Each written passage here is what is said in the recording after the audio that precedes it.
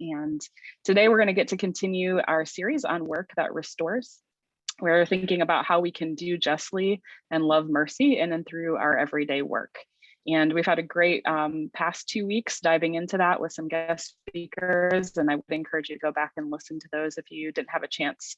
But today I'm thrilled to have two friends on our call that are going to kind of help us take a look at this again from two different angles. So Missy Wallace, who is, maybe I can spotlight. I'm going to go ahead and stop sharing so that you can see. So Missy Wallace is right here. And she works with, she leads City to City's Global Faith and Work Initiative, which consults with cities, networks, and churches around the world on the implementation of faith and work strategies. Prior to that, Missy began and directed the Nashville Institute for Faith and Work, which is actually how we got a chance to know one another. But she's also worked at the Bank of America. She's worked at the Boston Consulting Group, Time Warner, and I like the fact that she did her MBA in our backyard at Kellogg Business School through Northwestern. So Missy, in a few minutes, is going to talk to us about a framework for work amidst brokenness. And then I'm going to do a bit of an interview with Ben Nussbaum. So I'm going to spotlight Ben for you. There's Ben. Ben is going to flesh out a little bit more of what this looks like, sort of a boots on the ground perspective. Ben is an alum of our 9-month Burnham Fellowship program and other Faith and Work Chicago programs. He is working on his MDiv at Trinity in Deerfield, and he is currently working with a fantastic nonprofit group called Rework Training. And I'm really excited to have him get a chance to tell you a bit more about it. We'll hopefully have some time we'll save at the end for Q&A. If you have questions as we're kind of going along, feel free to drop those in the chat kind of publicly, or you can just send it to me directly, and we'll definitely try to get to those as we wrap up our session. But without further ado, I'm going to turn it over to Missy and have you take it away for today's session. So thanks so much, both Ben and Missy, for being with us. Thank you. It's great to be here. Although I see that I'm still having trouble with my share feature. Let me see.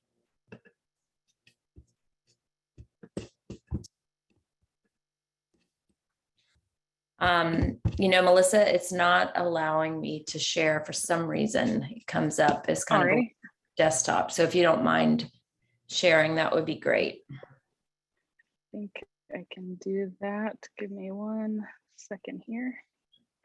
Anyway, it's great to be with you all. I love Chicago. I lived there for 3 years, 2 in Evanston and then 1 in the city.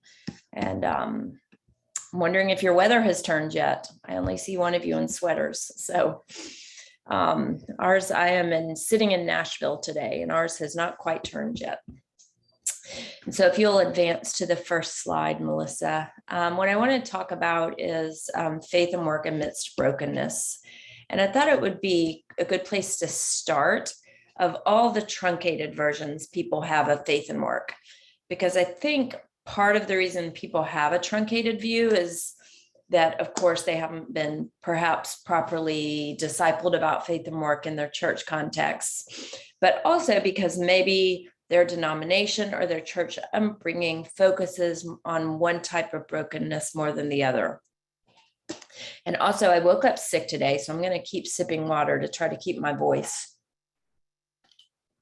But I think if I go to a group of people that have not been through some type of faith and work class, and I say, what does faith and work mean to you? I will usually hear something off of one of these squares, but not a holistic version. And so maybe if sometimes it's denominationally driven, sometimes it's maybe geography of the part of the US they grew up in that is driven. But I have found that often if I ask this question in the southern part of the United States, what does faith and work mean to you? I'll often get answers around evangelism, or so sharing the gospel, or around ethics, like being the good guy at work, making great ethical decisions, being an example. And then if I ask different groups of people, maybe from different denominations, maybe different upbringings, different parts of the country they were raised in, they might lean towards something more like helping the people hurting, employing poor people, social impact.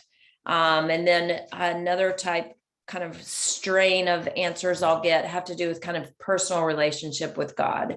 So praying at work, listening to God's voice, making sure I'm in my calling or in God's will. And then finally, sometimes people answer things that have to do with pushing against culture. So reforming my industry or changing culture. And the truth is that all of those things are inclusive of faith and work. And so I was about 5 years into teaching a fellowship that's very similar to the fellowship that Melissa teaches in Chicago, which I think you call it the Burnham Fellows, Melissa. And if you want to turn to the next slide, that'd be helpful. I realized that something that was built within the fellowship, but wasn't talked about overtly, is understanding what the gospel says about personal brokenness and about broken systems. And so I started playing around with putting these things on a 2x2. And so what I discovered was that the Bible says a lot about personal brokenness, but it also, and I think that is every Christian to come to the place to say, I am a sinner, I need Christ. They understand their personal brokenness. They understand the personal brokenness of a human. They understand our ability to, or inability to not sin or not turn away from God.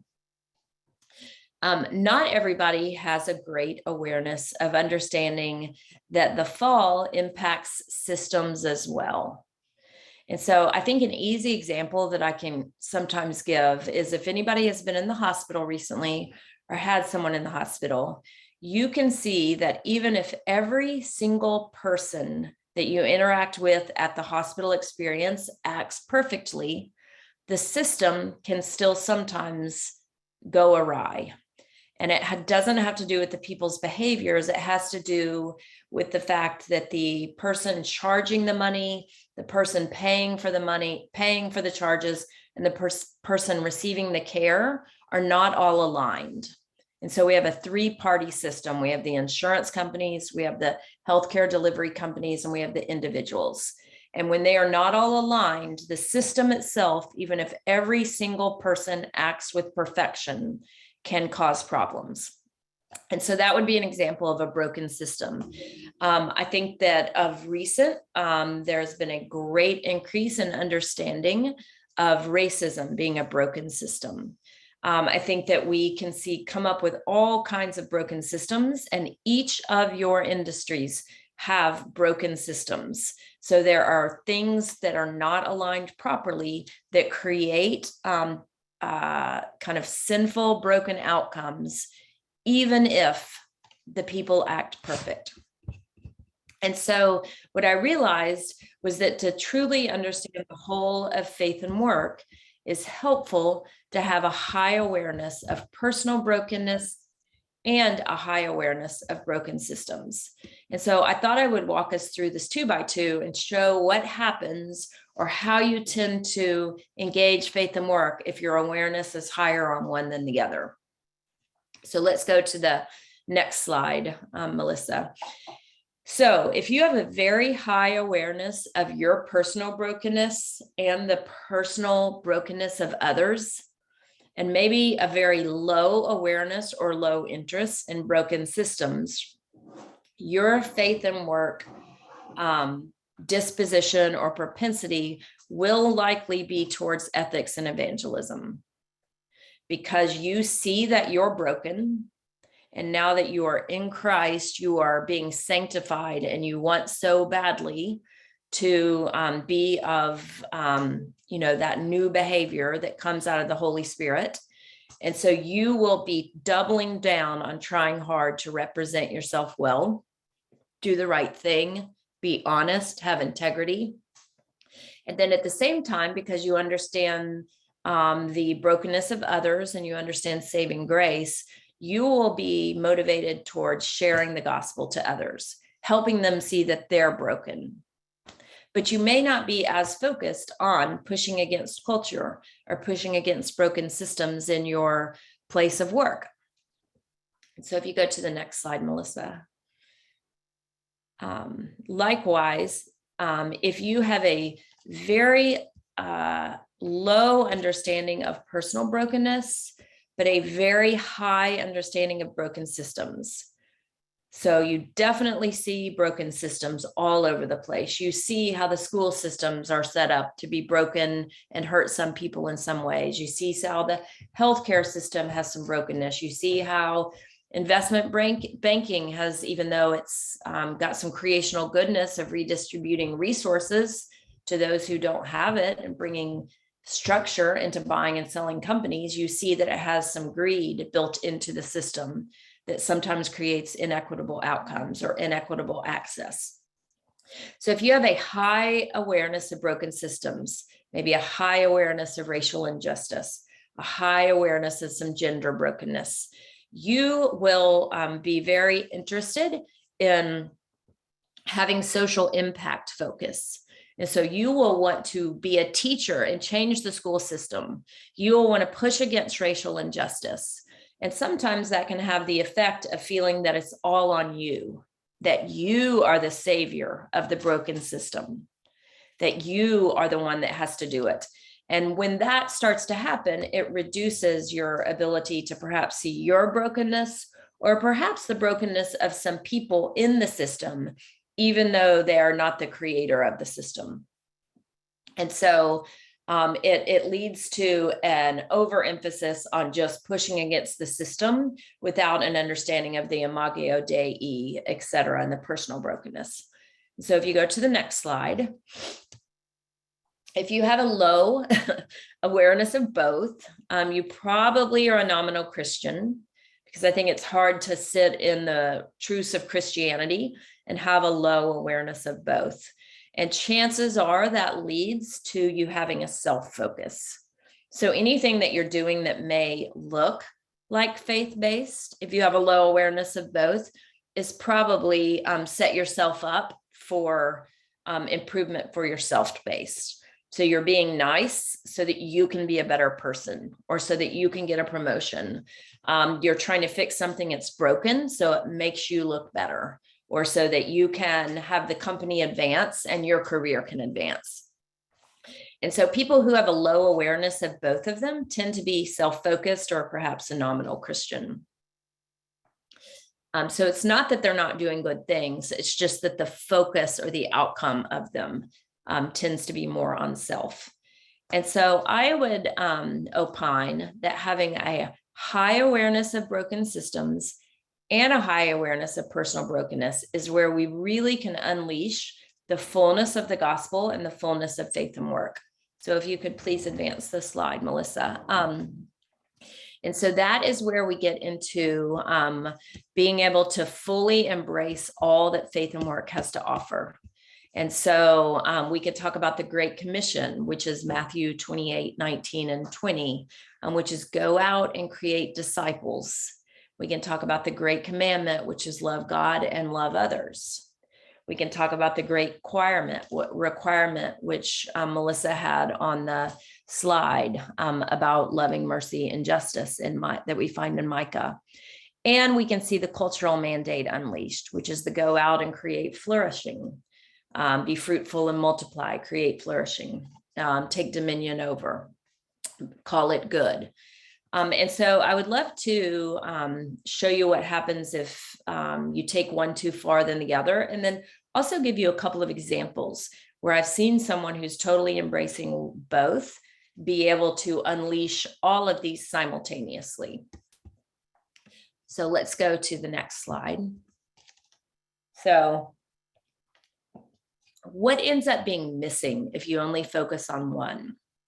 So if this group was the one that was a little bit more on ethics, a little bit more on evangelism, high awareness of personal brokenness, low awareness of broken systems, if you're engaging in this part of the quadrant as your faith and work, you are helping people.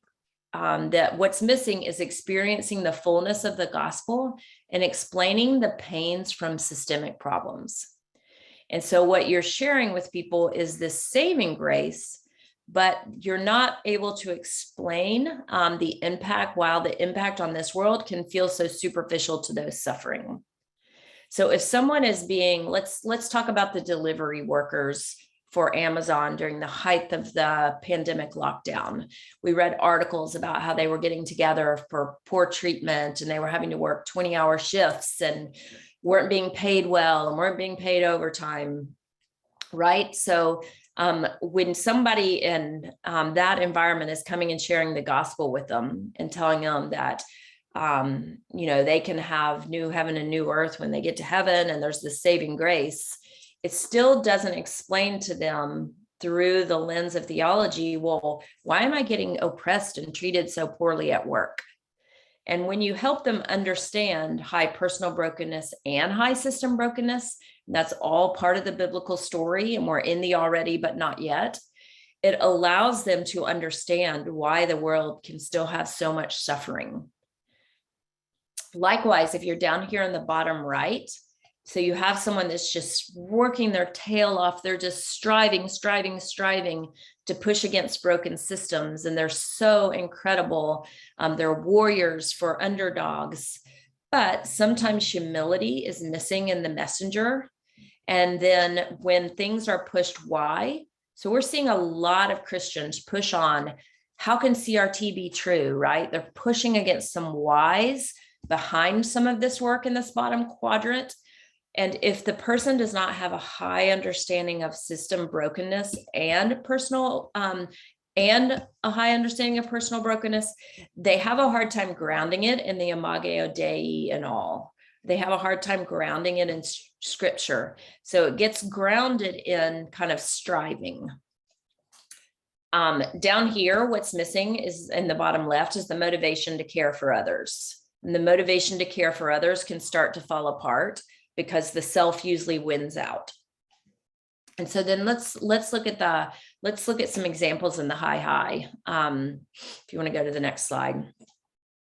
So I'm going to share with you a story of someone who had a really high understanding of his personal brokenness, and he had a really high understanding of broken systems. And he had been working in Haiti he was there for 5 or 6 years before the big earthquake that I think was in 2015. And then he was about to move back to the US and the earthquake came. So he stayed there for another year, really involved in poverty alleviation, really saw a lot of broken systems, really understood his own brokenness, also understood the brokenness of others. He left and went to Stanford Business School. And after Stanford Business School, he felt called into business, and he ended up in a large publicly traded company that runs a certain type of healthcare clinics. That's a specialty type of clinic.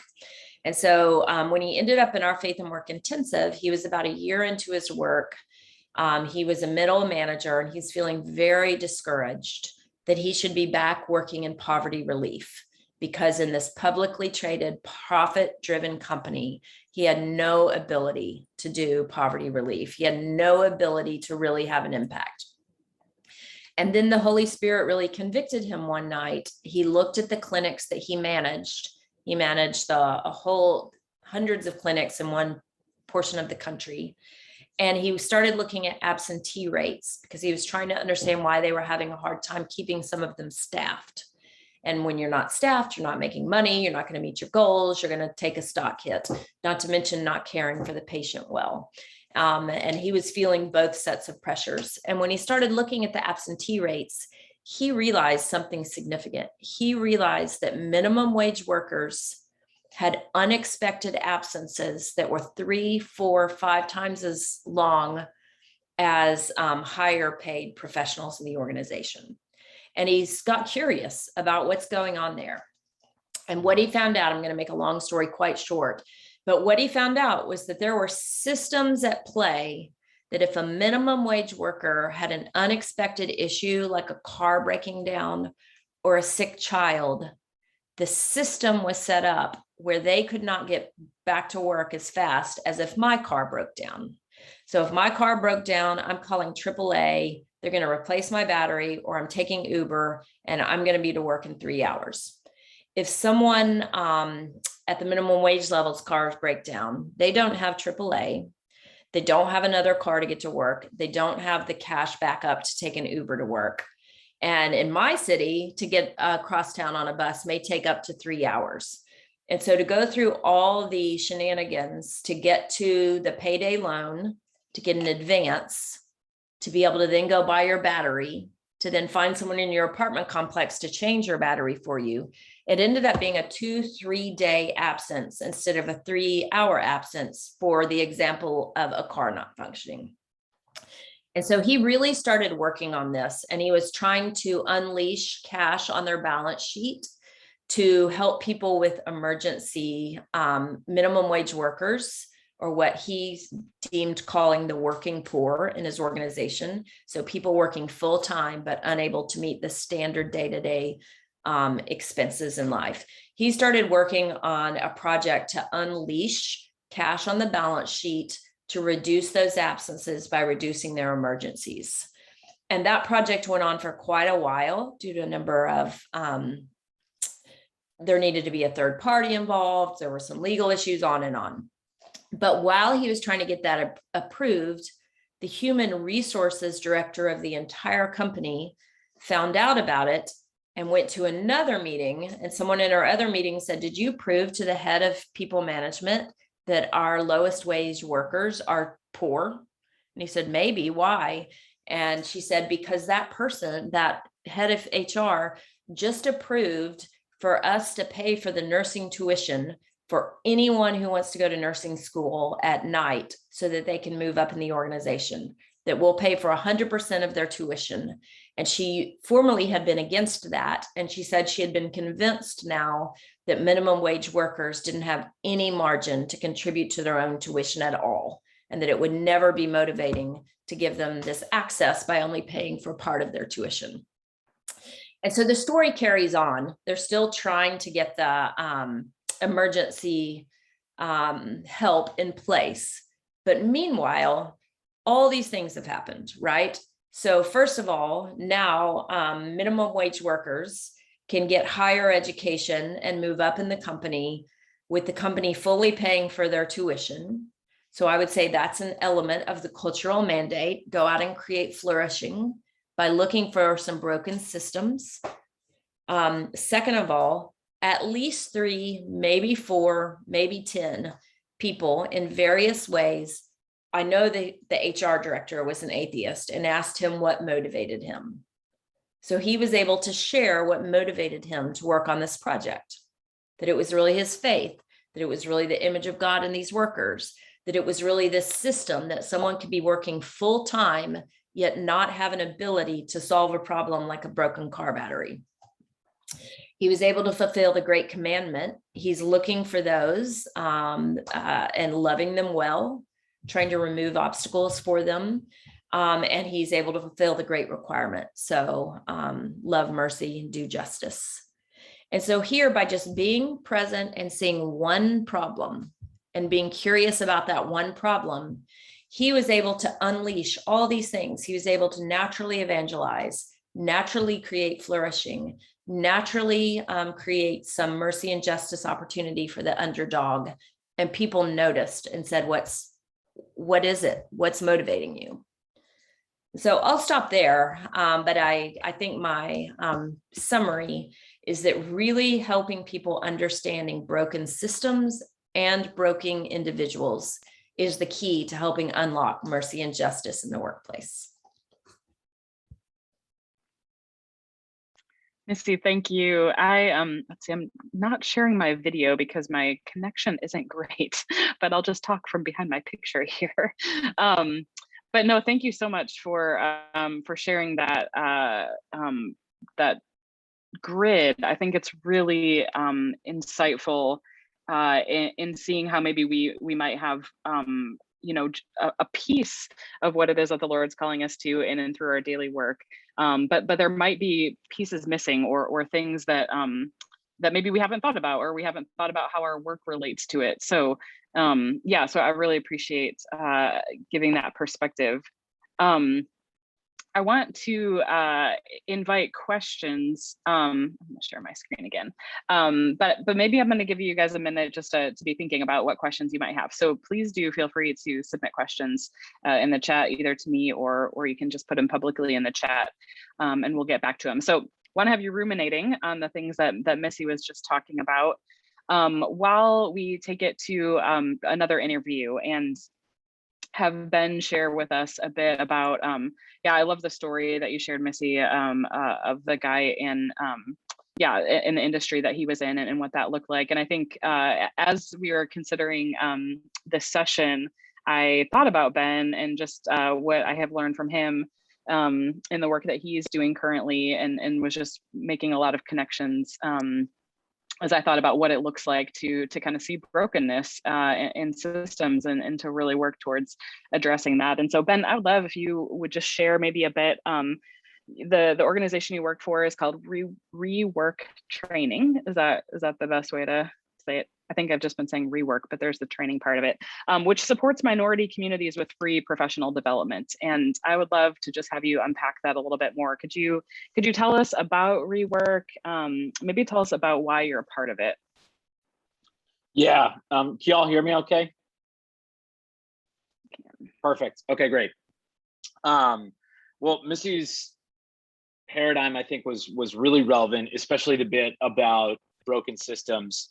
I think the best way I would answer your question, Melissa, why am I a part of Rework and why did I join the team here back in January, was probably because there was a really obvious broken system that I felt existed within the industry that I previously worked. So I used to work in tech sales. I had a couple different roles at a couple different companies. And one of the things that really confused me was tech companies in Chicago, but also nationwide, would tout that they were organizations that were really diverse and inclusive. They wanted to create more diverse and inclusive workspaces by recruiting a larger subset of ethnic minorities, particularly here in Chicago. But the percentages of those individuals who actually had access to the types of jobs that I had did not really increase from 2014, when a lot of these companies committed to furthering their diversity and inclusion efforts. And so the more that I worked in the industry for about 5 years, from 2016 to this last January, the more I realized that was a broken system that existed. In Chicago, there are a lot of really wonderful work opportunities here in the realm of tech sales, which is what I've done for the last half decade. But what I found was that people, particularly Black and brown populations from the south and west sides of the city, did not have equal access to those same jobs. And so as somebody who maybe has been able to see over the last, like I said, half decade of my life, what some of these challenges that Chicago faces are, what Rework was doing presented itself as a real solution to some of those broken systems that I've been able to observe from working within the industry. So that's overall, I would say, the main reason why I joined in the work was because it was a really relevant broken system given the industry that I was working in. But also the other thing I tell people, I suppose more casually, is I think it's one of the best ideas nobody's ever heard of here in Chicago. So for those of y'all that are on the line that are Chicagoans, you all know that there's a pretty nasty history of redlining and inequity in a lot of different areas of our city, particularly as it relates to housing, education, food access, things like that. But what I realized in the work that I've done at LinkedIn was that there's actually maybe the most glaring area of inequity is access to high-paying work here in Chicago. And so I think the work that we're doing in training folks to have access to these types of jobs is a really wonderful idea that can actually exponentially swing the pendulum that not a lot of people consider, because we typically focus on some of those other areas that I previously mentioned. So those are a few of the reasons, Melissa, that I joined Rework. Hopefully that answered the question. I'm actually going to grab my other pair of headphones here because my AirPods just did the little "we're dying" thing. So give me like 2 seconds. Yes. No problem. We are running into a lot of technical difficulties today, so that just tells me that there's other things going on behind the scenes for this call that perhaps the enemy doesn't want us to get to share. So we're keep trusting the Lord and working with our technical issues. All right, you hear us, Ben? And maybe I need to ask you to unmute again. Can you hear us? Let's see here. Are you able to hear us, Ben? Oh, I gotta get you to unmute. Sorry. There we go. Okay, there we go. Can y'all hear me? We got this working. Sorry about that. No, all good. Yes, we can hear you. Great. No, that's, yeah, I think that it's so relevant, Ben, what you were just talking about, and connected to what Missy was talking about as well. Could you tell us a bit more, like, what is it that Rework does? What does it look like? What, how do they go about this work? And even just to share, I know that it's, and this is not a Christian company that started because of a love for Christ even, but we can talk more about that. But yeah, that's been a really interesting thing for me to interact with as well. So Rework, to make things really religiously confusing, we were started by an atheist, his name is Harrison, he's a good friend of mine. And then our CEO, my boss Shelton, is actually a Jehovah's Witness. So like we have no idea religiously what's going on with Rework. But what I do believe is that we're engaged in really wonderful kingdom work that has, kind of like Missy was saying earlier, maybe in that lower right quadrant, it has the Imago Dei, the fingerprints of the Imago Dei all over this organization. And so what we do as an organization is we work with folks from the south and west sides of the city who previously thought that, a job in tech sales that paid, $60,000 a year was ever an opportunity for them. So we train them on how to get these types of jobs and how to sell software. And then we actually get them jobs doing it by partnering with organizations across the city who, again, over the last year and a half especially, have made all of these claims about wanting to hire more diverse and inclusive workforces. We sort of position ourselves as a really great opportunity to do just that and to actually put their money where their mouth is and hire people who historically have been barred from access to great jobs in the field of tech sales. And so really the way I look at it is, there's three levels of impact. The first level of impact is providing someone with a salary that pays $60,000 a year. Typically, folks come into our program from the south and west side making on average $17,000 a year, and they leave making $60,000 a year. So the impact that that has on one person's wallet is really important. The impact that it has on an organization is the second level. So companies can gain access to populations or communities that maybe previously they didn't engage with. So one of the stories I always really like to tell is one of our candidates was placed in a job at Salesforce, which Salesforce isn't exactly like trying to sell to communities on the south side of Chicago. So Leonard, who was the candidate, he got a job there. Then his wife got a job there. Her wife's dad runs a business in St. Louis, so Salesforce was able to sell their product to his wife's dad. And then Leonard's barber actually ended up buying Salesforce as a product to manage their customers on. So we believe that the work we're doing can have an impact on our partners, our companies. That's the second level. But the third level is our communities. And we think that Chicago has not had creative, innovative solutions to solving a lot of the economic inequalities that neighborhoods have had over the last few decades. So when you think about $60,000 going back into a neighborhood like Englewood or like West Garfield Park or like Roseland, the exponential impact that can have long-term on the reinvestment that goes back into that neighborhood, we feel like tells a pretty compelling story. So on a basic level, we train people on how to get jobs in tech sales, and then we place them in jobs doing it. But long-term, our hope is to actually restore a lot of the communities that people who would like access to great jobs here in Chicago live in. I love that, Ben. I think it speaks to all those different levels.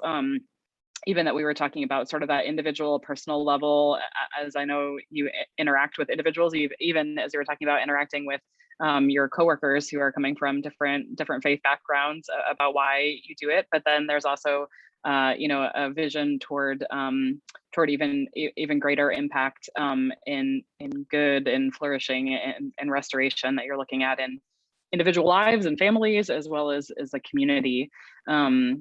Yeah, so I think that's really it's really encouraging. And I know that there are folks on the call who are in Chicago. And so, yeah, I would love if you would just share what can it look like? I think this was one of the bigger connections I wanted to help make even with this call, is to ask, what does it look like for even those on the call to be involved with this, and to think about how do we use, sort of the networks, the platforms, the skills that we all bring, to be part of this kind of restoration work, this good work that you're part of. Yeah, so I'll really quickly drop our volunteer link in the chat, and then explain some of the different outcomes that could come about from you all volunteering. But really, just by virtue of you all working within a professional setting, we feel like you're qualified to volunteer for our organization. The main thing that we want to provide to candidates who go through our program is access to expanded networks and belief. Those are like two things that we find candidates are sorely lacking in, is like network currency and people just believing in them. And I think that's one of the ways that when I talk with like my Christian friends about getting involved with Rework, makes me really excited, is I know that by bringing in Christians to our organization, the amount of belief and encouragement that any of you all might be able to pour into one of our candidates who is looking for a job is immense. Because at a certain point with the industry that I work in, workforce development, career development, a lot of these conversations around diversity and inclusion, or bettering yourself, upskilling, those have a ceiling. There's a ceiling at which those conversations don't have necessarily like the same impact as when somebody who knows God, wants to see that person flourish, is able to walk into a person's life and say, hey, I believe in you. I'm in your corner. I want to do all that I can to help you gain access to a great job. Even if you don't have experience in tech sales, I think that provides more of a currency to people than you all might realize. And so I know this was a question I thought through for a long time as I became a citizen of this city. Like, what's the best way for me to actually plug into or help redeem some of the broken systems that I see here in Chicago? And there's a myriad number of different ways that you all can do that, whether that's, working at a homeless shelter or a food kitchen or working with kids and that sort of thing. For me, as somebody who worked within the professional world, I found that this was maybe the best outlet for me to do that, to leverage like my professional experience and experiences interviewing at different companies, and give that to somebody who deserves access to that. They just never knew that it was a possibility for them. So in becoming a volunteer with Rework, really what you'd be signing up for is the opportunity to mentor a candidate of ours who is going through the program, actively job seeking. So you kind of could serve as a bridge for them, but you would also serve as just a coach or resource for them as they're thinking through some of the questions that relate to looking for a job, which I'm sure many of y'all know can be a stressful thing. So I'd be happy to talk more with any of you all though, but that link will take you to the volunteer landing page. Yeah, I love that. And I just think, about, we just talk about what it looks like to steward our vocational platforms. Like, what has the Lord given us? I think last week, David Dillon, if you were on the call, shared about kind of like looking at what is it that is in his hands? What does he have to offer? And how does he, give that away in a sense on behalf of others. And so I think about this one as such a big thing that we have to offer. As Ben said, we have belief to offer and encouragement in those. And then we have networks and platforms that so many people don't have access to. And so to me, this is just such an easy, in a sense, way to engage that and to think about that stewardship call that we all have on our lives, but also on the work, that God has given us. And so, I appreciate that, Ben. Thank you for engaging in this yourself and helping us think about how we might do so as well. I want to open up for questions. I do have one. I'm going to bring it back to Missy, but if you have any questions for either of them, please feel free to drop that in the chat. We've got about 10 minutes here that we can do some Q&A. Missy, one of the questions that came in is even just kind of what are some questions that we might ask ourselves in order to think about these areas of brokenness, around us or in our workplace? How do we maybe begin to have that kind of mindset if that's not something we've had before? Sure. I think that's a great question. And I think if you start looking for it, you can't not see it. And so if instead of, I find that when I'm assuming everything should work really well at work, you end up really frustrated, right? Because you run into things and, things are broken. That's just a biblical reality. And so when you start feeling frustration at work, or when you start seeing others feel frustration at work, that's usually a sign, not always, because some conflict is very healthy, but that's often a sign that you're hitting against something that's broken. Motivations are misaligned, some kind of system, perhaps beyond just an individual acting selfishly. Some kind of system may be at work. I find that it's very helpful to go through an exercise of thinking about your industry's creational goodness. And so if you think about all of God's character traits, if you think about God in Genesis being a creator and then telling us to go out and create, you can make the leap that God actually cares about each industry, and there's some creational goodness in each industry. And so banking's one that often gets thrown under the bus as just super greedy. How can this have anything godly in it? Just secular, capital S. But one thing you can think about is that banking allows for the redistribution of resources from those who have them to those who don't. That is something that God does. God redistributes resources from those who have them to those who don't. And if you think about God as a creator, bringing structure out of chaos and trying to call it good all throughout Genesis 1. And if you think about the banking industry as potentially trying to bring structure out of chaos and trying to call it good. So we can't buy and sell companies like I'll give you my 3 goats and you give me some pencils anymore, right? We had to come up with a structure.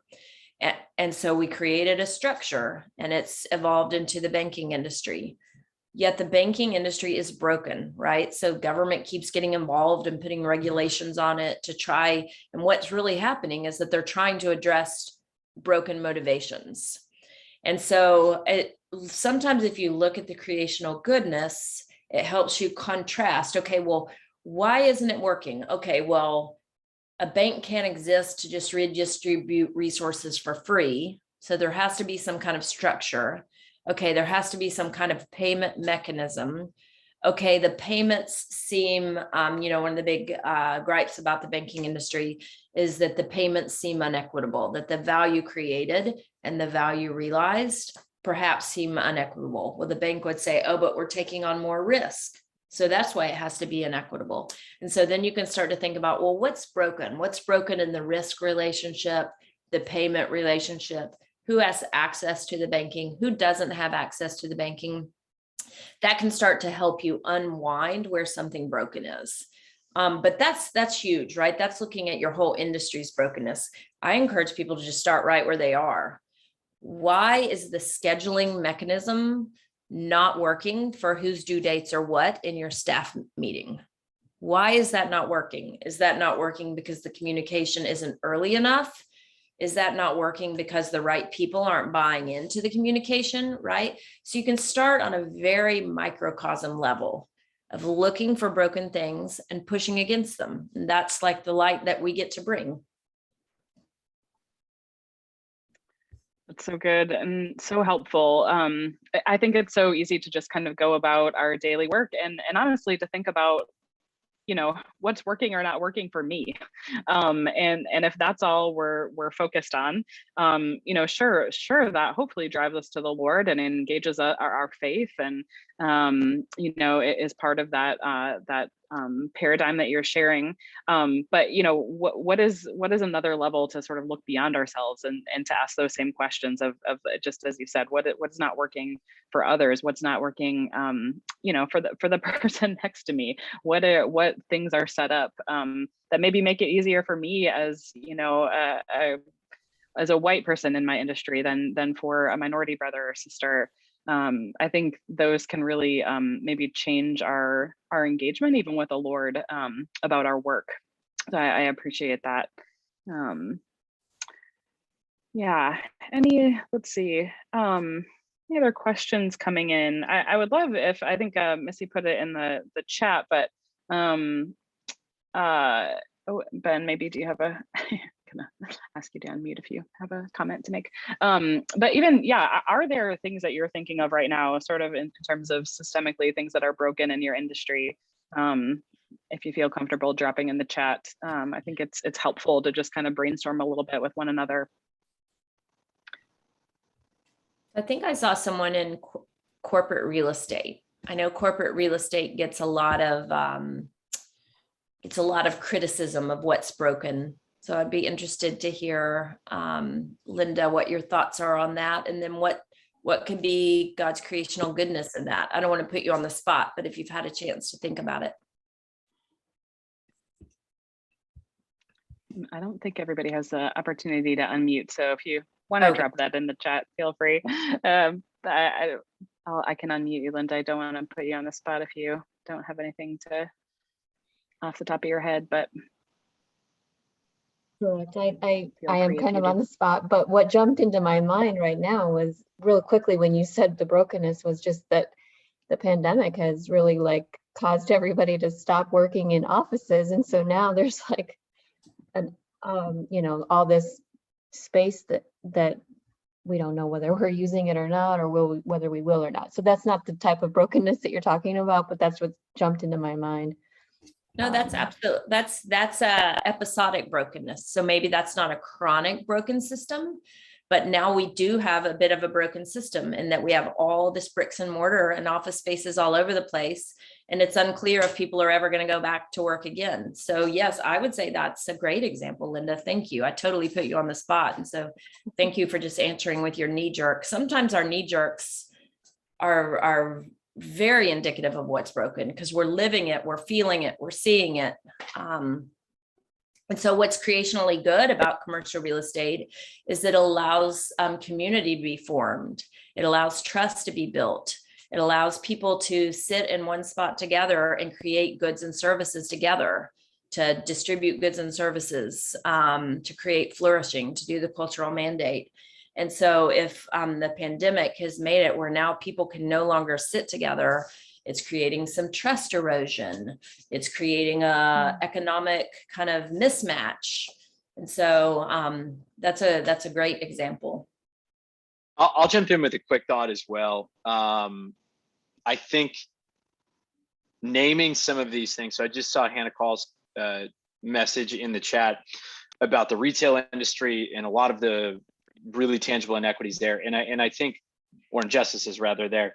I think one of the ways actually in which you can also engage your coworkers in thoughtful dialogue about the redemption of your industry or a broken system or whatever it is like, so Missy said a moment ago, once you see something, you can't really unsee it. One of the things I've found in my work experience is naming that to my colleagues and saying like, hey, that's something I'm feeling, or that's something I'm observing. What do you think about that? And that space can become a really interesting area for conversation rather than maybe like the upper left quadrant of Missy's paradigm earlier, just thinking through or feeling this push to constantly share the gospel and maybe feeling like that is a bit forced or awkward sometimes. Having this type of conversation like, hey, this is an area of frustration I have with maybe what's going on in our industry, or maybe this is something I feel like isn't just, what do you think about that? I think that can be actually create a really safe and mutually collaborative space for you to actually engage your coworkers in kingdom-minded conversation. That's a great comment, Ben. And I'd love to build off that by sharing something another consultant shared with me. And so I think most Christians have been informed, of the kind of biblical arc of creation, fall, redemption, restoration, right? So if you take those words, creation, fall, redemption, restoration, if you start talking about those at AT&T or something, people are going to be like, what are you talking about? However, you can substitute the words ought, is, can, will. So if this industry was perfect, if it had been created perfectly, what ought it to have looked like? Okay, but what is it now? So what's broken now? What is it now compared to what audit could have looked at? Ought is can. What can it be if we all work together and try to fix things? And if there was a heaven, if this industry was in heaven, what will it look like? And so ought, is, can, will are often words that can take you on biblical journeys without ever pulling out the words gospel, Bible, Jesus, any of that. You're helping them live into the reality of the biblical arc without even realizing it. That's so good, Missy. Ben, I think it's a good word to end on. I love how that brings in, I mean, we talk often about common grace and how God has, given the sun to shine and the rain to fall, even on those who, who don't know him, and how he uses, people who don't know him to further his purposes. And so, what it can look like to work with those in our industry and our coworkers for the common good is something that we can really pursue and see bless our neighbor as we're called to the industry that we're in. But I'm gonna wrap us up here because we've quickly come to the end of our hour. But Missy and Ben, thank you guys so much for being a part of this conversation. It's been really insightful, and yeah, I think such a helpful grid to think about our work through, Missy. And then I love just the practical sort of examples there, Ben. And would definitely just want to encourage folks to get connected with Rework if you're in the city. If you want to learn more about that, I know Ben would love to talk to you, and the link that he shared there. Would love to have you join us again next week. We, again, like I said, will be both in person and on Zoom. You can use the same link for next week. That'll be our final session. We actually have Kimberly Deckel is going to be talking with us. She is part of the Surge Network leadership team in Phoenix. She's also a social worker. And she's going to be talking about building the beloved community in our workplace. And so I'm really excited to hear from her next week. And yeah, hope to see each of you